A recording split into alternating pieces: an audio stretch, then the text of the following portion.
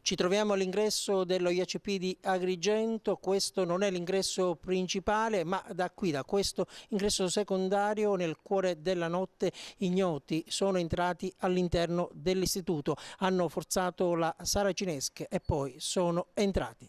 L'istituto è stato visitato in lungo e in largo, porte distrutte, armadi e cassetti aperti, per terra anche qualche sacchetto con dentro dei confetti. La banda ha portato via un personal computer, quello tecnologicamente più avanzato, ma forse quello con i file più significativi che riguardano i dati catastali degli alloggi popolari.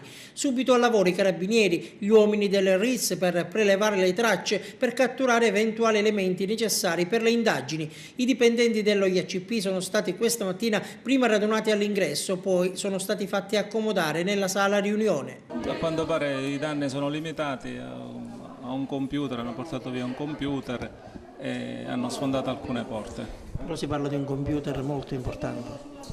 Tutti i computer sono importanti per il lavoro dell'ufficio, vedremo di rimediare. Un computer che contiene i dati catastali degli alloggi. Non glielo so dire in questo momento cosa c'era perché bisogna vedere il responsabile, questo lo accerteremo. Chi ha lanciato l'allarme? L'usciere appena entrato stamattina ha constatato questa situazione di scasso. Come ci si sente? Come ci si sente? Un po' scioccati, è la prima volta in tanti anni di attività che succede una cosa del genere. Appresa la notizia è arrivato anche il commissario dell'istituto Domenico Armenio, il quale dopo un breve giro per una sommaria ricognizione si è fermato con noi. Penso che sia un'azione di questi malfattori che girano per la città e che stanno in effetti creando seri problemi di sicurezza sia per noi cittadini che anche a quanto pare adesso anche per gli uffici, e diventa anche un po' problematico. È un problema che va affrontato e va risolto. Adesso noi vedremo di installare dei sistemi di sicurezza, magari delle telecamere, così cercheremo di prevenire per il futuro, di evitare il ripetersi di questi fenomeni. Si sente di escludere a priori che possa essere un segnale nei confronti dello IACP?